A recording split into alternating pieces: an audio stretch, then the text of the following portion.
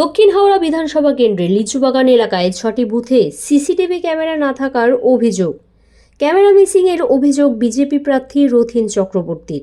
CCTV না থাকা সত্ত্বেও ভোট গ্রহণ হয় এই বুথগুলোয়।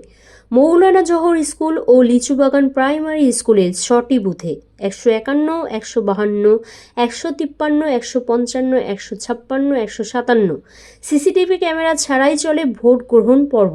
সোমবার সকাল থেকে একাধিকবার হাওড়া জেলার নির্বাচন আধিকারিকদের ফোনে, হোয়াটসঅ্যাপে, এমনকি ইমেল মারফত অভিযোগ জানানো হলেও কোনো রকম পদক্ষেপ নেয়নি। অভিযোগ হাওড়া বিজেপি প্রার্থী রথীন চক্রবর্তীর। তার দাবি, দিনের শেষে এই সবকটি বুথেই প্রায় 90% ভোট পড়েছে। সেই ক্ষেত্রে তিনি মনে করছেন উক্ত সমস্ত বুথে অসাংবিধানিক কার্যকলাপ হয়েছে। তাই তিনি রাজ্য নির্বাচন কমিশনের দৃষ্টি আকর্ষণ করার জন্যই আজ এই সাংবাদিক সম্মেলন করেন রাত 11টা নাগাদ। কারণ আগামীকাল অর্থাৎ 21শে মে নির্বাচন কমিশনের বৈঠক রয়েছে।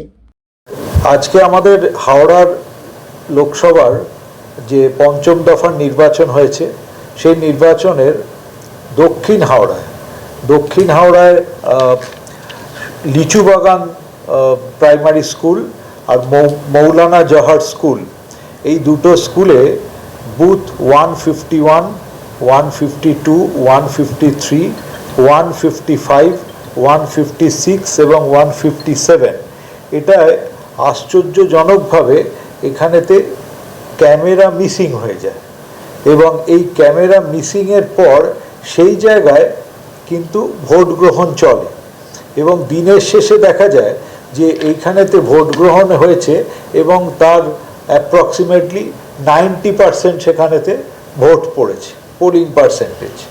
তা এই যে আনন্যাচারাল ভোটিং হলো এবং ক্যামেরার কভারিং ছাড়া, এটা হচ্ছে সম্পূর্ণভাবে একটা সংবিধান বিরোধী কাজ এখানেতে হয়েছে। এবং এই ব্যাপারটা আমরা নির্বাচন কমিশনকে, এই বুথগুলোতে একটা অ্যাবনর্মাল ভোটিং হচ্ছে অনেকক্ষণ ধরেই আমরা ট্রেন্ডটা লক্ষ্য করেছিলাম এবং আমাদের দলের তরফ থেকে এবং প্রার্থীর তরফ থেকে আমরা বারবার কিন্তু নির্বাচন কমিশনকে জানিয়েছি। এতৎ সত্ত্বেও কিন্তু এটার কিন্তু কোনো রকম সুরাহা হয়নি।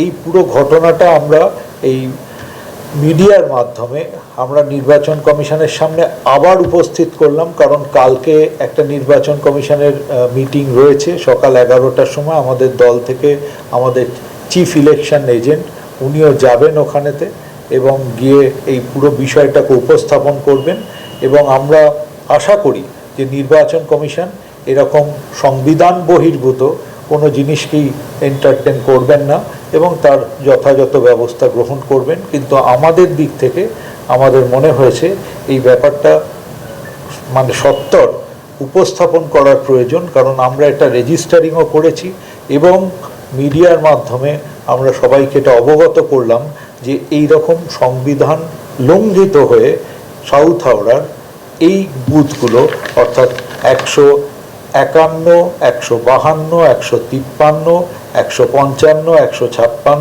157তে ভোট গ্রহণ হয়েছে এবং যার ভোটের পার্সেন্টেজ 90%। সুতরাং এটার যথাযথ ব্যবস্থা গ্রহণ করবে বলেই নির্বাচন কমিশন আমাদের। চক্রান্ত দেখছেন আপনি? ক্যামেরা মিসিংটা তো চক্রান্ত বটেই, প্লাস ক্যামেরা মিসিং একটা সংবিধান বহির্ভূত বিষয় হয়ে যাচ্ছে, কারণ প্রত্যেকটা booth under cover of camera এবং কাস্টিং, ওয়েব কাস্টিং ক্যামেরার সেখানেতে কভারেতে থাকার কথা। সেখানে যদি আজকে ক্যামেরা না থাকে সেটা তো অবশ্যই একটা বিধি বহির্ভূত বিষয় হয়ে যাচ্ছে। আমরা পুরো ঘটনা উপস্থাপন করলাম। নির্বাচন কমিশন নিশ্চয়ই বিধিসম্মতভাবেই সিদ্ধান্ত গ্রহণ করবে এবং এটাই আমাদের সেটা যথারীতি তার ব্যাখ্যা প্রয়োজন, সুস্পষ্ট ব্যাখ্যা প্রয়োজন যে কেন এমন ঘটনা ঘটলো এবং সেই ব্যাখ্যা থেকেই পরিষ্কার হয়ে যাবে যে পরবর্তী পদক্ষেপ আইনানুগভাবে কি হবে বা কি হওয়া উচিত। আপনি নিজেই বলছেন অধিকাংশ সময় সেই বুথে ক্যামেরা ছিল না, ক্যামেরাগুলো মিসিং হয়ে গেছিল।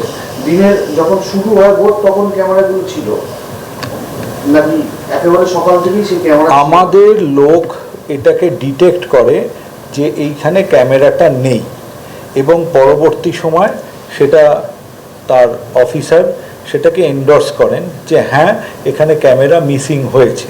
তা দিনের কখন ভ্যানিশ হলো কখন এলো সেটা আরও বেশি তার তদন্তের মধ্যে দিয়ে নির্বাচন কমিশনের ইন্সপেকশনের মধ্যে দিয়ে পরিষ্কার হয়ে যাবে। তবে যেটুকু সময় না থাক না কেন, যদি 1 ঘন্টা সময়ও না থাকে সেটাও তো সংবিধান বহির্ভূত। 90% উপরে বেশি ভোট হয়েছে বলে আপনি বলছেন, তাহলে সেই ক্ষেত্রে এই বুথগুলোতে কি রিপোর্ট দলের তরফ বা আপনি একজন আমরা ক্যান্ডিডেট হিসেবে কি দাবি করছেন? আমরা এই ব্যাপারটাকে উপস্থাপিত করলাম নির্বাচন কমিশনের কাছে, আমরা ব্যাখ্যা দাবি করলাম যে কেন এই রকম ধরনের কাণ্ড হয়েছে এবং সেই অনুযায়ী নির্বাচন কমিশন তার নিজস্ব পদক্ষেপ গ্রহণ করুন।